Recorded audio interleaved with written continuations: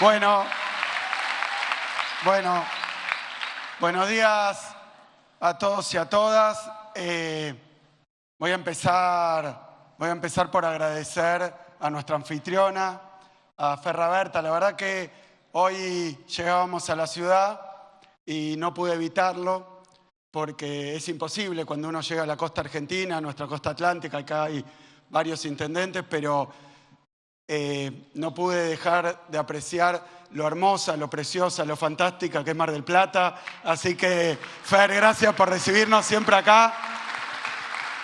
Hemos venido, en algún momento teníamos la cuenta de la cantidad de veces que vinimos a Mar del Plata. Nos está pasando en todos los municipios de la provincia, ¿no? Que ya, sí, ya no hay forma de contabilizar, pero bueno, creo que amerita una palabra sobre la ciudad y sobre Fernanda y sobre todo el grupo de compañeros y compañeras que militan acá en Mar del Plata. Una ciudad que tiene un potencial inmenso. Es una ciudad, creo yo, tremendamente inexplotada.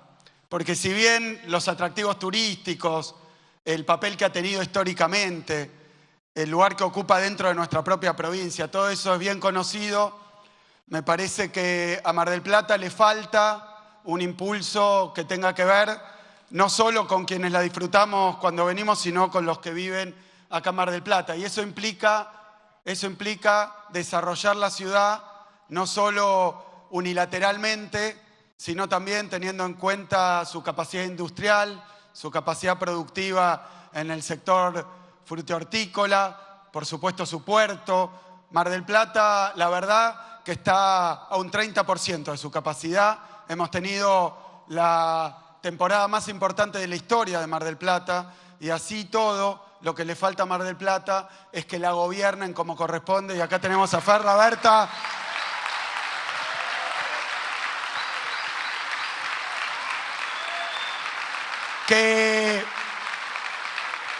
Bueno, menciono esto porque estamos acá, pero además me decía recién por lo bajo que tengo que acompañarla algún día a alguna de las oficinas de ANSES para ver cómo se acerca a la gente que se le había privado el derecho por el que tanto luchó Fernanda. Obviamente estuvimos en eso, enterados, estuvimos empujando eso, pero tengo que agradecerte también en nombre de la provincia de Buenos Aires, porque son 240.000 aproximadamente nuevos jubilados y jubiladas de nuestra provincia, privados de un derecho que les corresponde, y que después de una época donde el neoliberalismo, mira, estuviste hablando un poco de neoliberalismo. El neoliberalismo, ustedes saben que desde el punto de vista económico, uno puede decir que ataca la estructura productiva de un país, la distribución del ingreso, la distribución de la riqueza, que empobrece, además que endeuda, que fuga, podemos decir un montón de cosas, pero un punto central del neoliberalismo es que siempre se la agarra con los más débiles y con aquellos que tienen a veces una carencia de representación o una dificultad para ser representados, como pasa con los adultos mayores, ¿no? Porque están dispersos, porque están en una etapa de su vida. Bueno, la representación es muy difícil. Así que finalmente, aunque obviamente las luchas, obviamente la organización es central y es fundamental, también hace falta que los dirigentes políticos tengan esta sensibilidad para acordarse de aquellos que siempre son olvidados. Así que, Fer, muchas gracias por eso. Impresionante que lo estemos pudiendo hacer. Último comentario, porque tenemos bastante que hablar de esto, pero último comentario. Miren, si el Fondo Monetario Internacional es enemigo de alguien, es de los adultos mayores. Ha detectado que ahí hay siempre una posibilidad de exprimir un poquito más. Estaban viendo que estas políticas hoy en Francia están generando con el tema de la edad jubilatoria, pero es a lo largo y a lo ancho del planeta. Dicen que comprenden la economía, dicen que tienen recetas que son exitosas, dicen que tienen planes económicos y de gobierno para mejorar todo, pero finalmente siempre es lo mismo, ajustar, ajustar, ajustar, y sobre todo a los jubilados, a los trabajadores, a los jóvenes, siempre a los más vulnerables. Así que doble mérito, triple mérito, cuádruple mérito haber podido sacar adelante esta cuestión con el Fondo Monetario volando sobre nuestras cabezas. Así que importantísimo dar este avance en una etapa tan complicada. Bueno, y ahora, recién cuando exponía Nico el plan quinquenal, varias reflexiones sobre la cuestión, primero, del plan en sí mismo. A mí me parece que efectivamente en el área de salud de la provincia de Buenos Aires se ha puesto en funcionamiento algo que es, desde mi punto de vista, un método de gobierno. Un método de gobierno. Luego, y de alguna manera replicando lo que estábamos haciendo en salud, lo que estaban haciendo Dani, vos y todos los compañeros en salud, lo empezamos a hacer en educación. Ahí está el intendente acá de Alvarado, de Miramar. Estuvimos ahí en uno de los cabildos abiertos. Tomó la forma de cabildos abiertos de la educación en toda la provincia de Buenos Aires. Pero son estos encuentros, ahora estos congresos, que además tienen una tradición en las etapas donde gobernó Cristina, pero lo tuvo también en una etapa de resistencia y después se convirtió en una política de Estado en nuestro gobierno, que es convocar a todos aquellos actores, participantes del sector de la salud, de la problemática de la salud, obviamente el eje de los actores, de los representantes, porque hay que decirlo bien, porque si no, no queda claro esto de la columna vertebral. Son los trabajadores y trabajadoras de la salud de nuestra provincia, porque somos todos trabajadores y trabajadoras.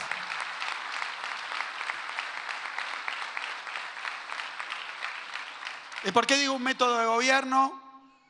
Porque la verdad que llevar adelante políticas de Estado, incluso programas, planes, decisiones, es algo que, como vos decías recién, Nico, eventualmente se puede diseñar en un escritorio. Es más, se puede diseñar en un escritorio. Algunos hablaban de la Torre de Marfil como un lugar donde están los que conocen, los que saben, un ámbito del saber y el conocimiento que tendría las capacidades tecnocráticas o técnicas para resolver la problemática de la sociedad, ¿no? Y ahí se puede diseñar un buen programa, un buen plan, hermoso. Pero en general les voy a decir mi experiencia. Esa modalidad fracasa, no funciona. El mejor plan, el mejor programa que se pueda diseñar teóricamente en un pizarrón carece de por lo menos dos cuestiones. Una primera, el conocimiento real, material, actual, vivo. Porque conocer no es un proceso estático.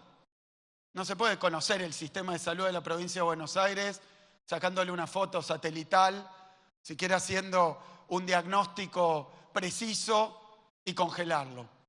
Conocer a un sistema tan complejo requiere de una práctica. El conocimiento no está separado de la práctica. Esto remite, vos decías ahí en ese trabajo que me diste a leer, que hay todavía esquemas decimonónicos, ¿no?, del siglo XIX. Y bueno, esta es una de las cuestiones. Pareciera que entre el conocer y el hacer, se puede generar una separación. Y no es así. Las dos cosas se hacen mal. No se puede conocer sin estar haciendo, no se puede hacer sin tener un conocimiento. Pero creo que aquí, el hecho de que estos congresos tengan una periodicidad, el hecho de que el congreso anterior en el que estuvimos había menos participantes, había menos trabajo, decía Nico, de menor elaboración, de menor calidad. ¿Por qué? Porque, bueno, dentro de un mes, 2 meses, tenemos que presentar un trabajo y lo hacemos, le ponemos todo, pero bueno, tenemos un producto de determinada factura. Pero otra cosa distinta es saber que vas a tener un congreso y después otro congreso y después otro congreso, con lo cual te empezás a preparar mucho antes. empezás a generar redes y también en el segundo, con colegas que hablaron de lo mismo y conocen. Es decir, se empieza a generar una comunidad que hace y conoce. Y me parece que eso también hace al método de gobierno. Nosotros no creemos que de lo que se trata acá es de venir con una idea esclarecedora de cómo solucionar los problemas de la salud en la provincia de Buenos Aires. No digo el extremo de esos gobiernos del marketing, ¿no? Que contratan un asesor latinoamericano generalmente con acento extraño, ¿no? Que habla neutro y entonces parece que trae la posta y entonces así te vienen a solucionar los problemas con varias filminas. Me parece que es muy distinto, por eso vuelvo a lo de la planificación, es muy distinto si el diagnóstico que le da origen a la planificación es un diagnóstico dinámico, vivo. Y eso no puede hacerse sino a través de la participación de los protagonistas. O sea, los que están embuidos en el problema son los que conocen el problema, para empezar. Así que hay una cuestión metodológica de estos congresos, o sea, de reuniones periódicas, que además no son estas, sino las preparatorias, es decir, un estado de asamblea permanente donde se está discutiendo la problemática de la salud de la provincia. Es tan complejo el problema de la salud en general y de la salud en la provincia de Buenos Aires, es tan difícil de entender, de comprender y de conocer que créanme, cualquiera que venga con un librito, con una idea y no lo experimente todos los días, no puede decir nada de lo que realmente pasa en el sistema de salud de la provincia de Buenos Aires. Los únicos que la conocen son los trabajadores y trabajadoras de nuestra provincia, que tienen que estar en un estado de asamblea permanente, de discusión permanente, de elaboración permanente.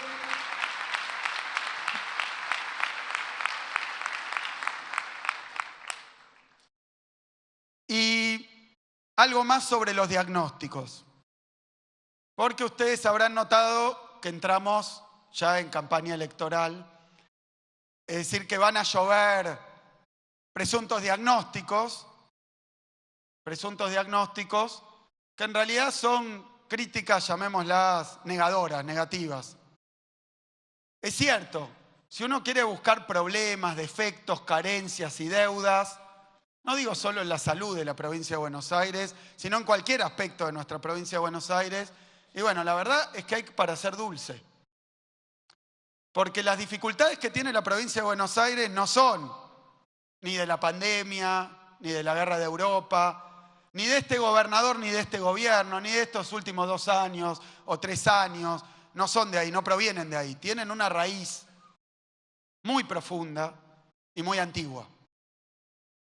Lo que pasa hoy en la provincia de Buenos Aires es la genealogía de las dificultades que tiene la provincia de Buenos Aires. La verdad que consta con varias capas casi geológicas, donde hay que ir analizando la batería de errores, de desprolijidades, de desaciertos, de desintereses, y a veces de buenas ideas, pero discontinuadas, abortadas.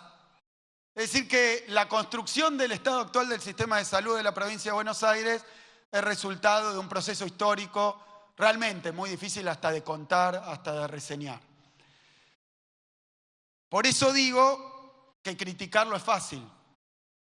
¿Quién no puede encontrar un hospital donde haya goteras o donde falte tal cosa o falte tal otra? ¿Quién puede negar que tenemos deficiencia de infraestructura o deficiencia en algunos casos de prestación o de coordinación? Bueno, hay de todo, así que entramos en una campaña electoral donde probablemente usen esas presuntas críticas como munición.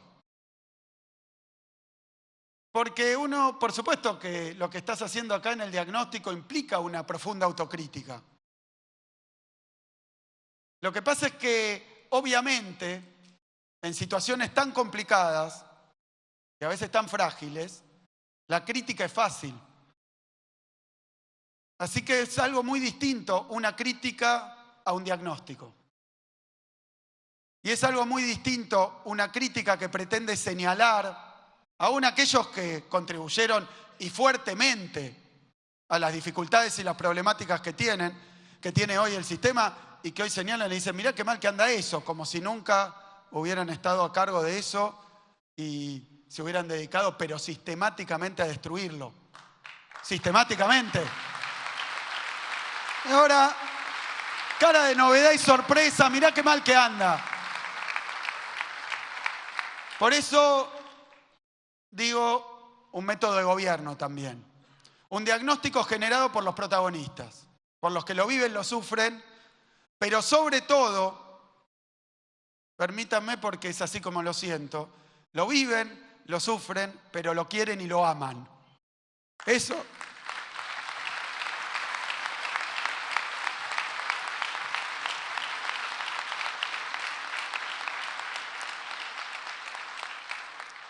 Porque no lo critican para destruirlo. Y esto, un pequeño paréntesis sobre las críticas neoliberales al Estado, a las prestaciones del Estado y aquellas prestaciones que reconocen derechos, particularmente los más humildes. Siempre hacen lo mismo. El neoliberalismo vacía, privatiza, destruye, desfinancia. Y luego viene y critica. ¿Cuál es la conclusión? No sirve para nada, así que hay que destruirlo, privatizarlo, desfinanciarlo. Entonces es una especie de profecía autocumplida, que no nos vengan más a decir que quieren arreglar la salud, la educación, la vialidad, la seguridad, que no nos vengan más a decir lo que la destruyeron y ahora la denuncian y llegan a la conclusión de que la tienen que desfinanciar más y seguir destruyéndola. Es culpa de ellos. Muchas de las carencias que tenemos, aún asumiendo nuestras responsabilidades, son culpa de las políticas de vaciamiento que aplicaron una y otra vez.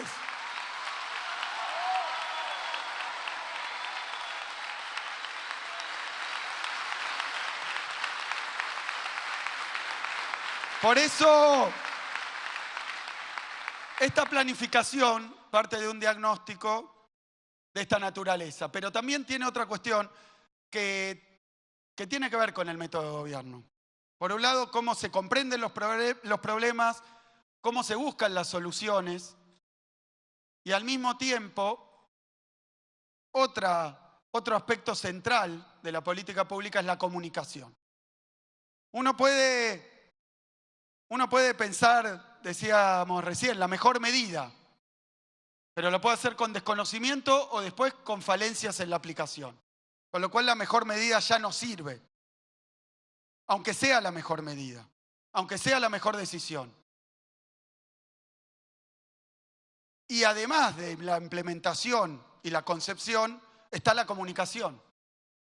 Porque si la medida no se comunica, no se conoce, y a veces esto llega y alcanza a los propios beneficiarios de esta medida, que no la conocen, entonces la medida es un fracaso. Aún si se está implementando bien y aún si está bien diseñada. Y la cuestión de la comunicación, en tiempos del lawfare, en tiempos de las falsas noticias, en medio de verdaderas campañas de desinformación, bueno, ¿cómo se comunica? ¿Cómo se comunica lo que uno quiere hacer? Para que pase. Porque uno de los sujetos que tienen que recibir la comunicación son los que van a tener que implementar y llevar adelante esos cambios. Y repito, es imposible, aún habiendo diseñado el mejor plan, con el mejor diagnóstico y con las mejores decisiones, si no se conoce, si no se hace carne, si no se asume por quienes lo tienen que implementar, no va a funcionar. No va a funcionar. Por eso Nico hablaba de un plan quinquenal. Pero yo quiero decir que esto que están presentando hoy, que no se podría haber presentado antes, no solo por la pandemia, sino porque era necesario tener un conocimiento cabal, mucho más avanzado de la situación, el estado de situación de un sistema que es tan vasto, tan enorme y tan complicado. Bueno, para que ese cambio se pueda llevar adelante, para que esa modificación, para que esa planificación sirva, tienen que estar convencidos, no solo en conocimiento, convencidos los que la tienen que llevar adelante. Porque gestionar algo administrar algo tal como está tiene un grado de complejidad. Y se necesita cierta participación, cierto involucrarse. Pero la transformación requiere un grado de compromiso y de conciencia muchísimo mayor. Muchísimo mayor. No hay forma de plantear una transformación de raíz del sistema de salud de la provincia de Buenos Aires si no es a través de una planificación que sea participativa, que sea democrática y que sea popular.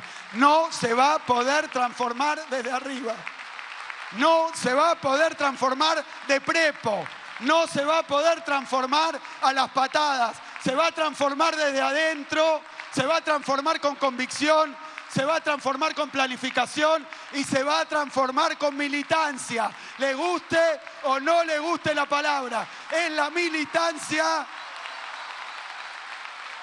lo que va a transformar nuestra realidad, nuestra política. Necesitamos saber para dónde vamos, necesitamos saber de dónde venimos, necesitamos contar con el conocimiento, los diagnósticos y las ideas, pero necesitamos contar con la fuerza, con la idea, con la energía, con la convicción para transformar de raíz a la salud, a la educación, a la vida de nuestra provincia de Buenos Aires. Por eso creo que esto es una lección de cómo se gobierna. No solo cómo se reúnen y discuten, sino cómo llegan a conclusiones y cómo nos dan a nosotros las instrucciones de para dónde tenemos que ir. Muchísimas gracias, compañeros, compañeras. Fuerza, a seguir laburando, a seguir militando. Gracias. Muchas gracias, señor gobernador.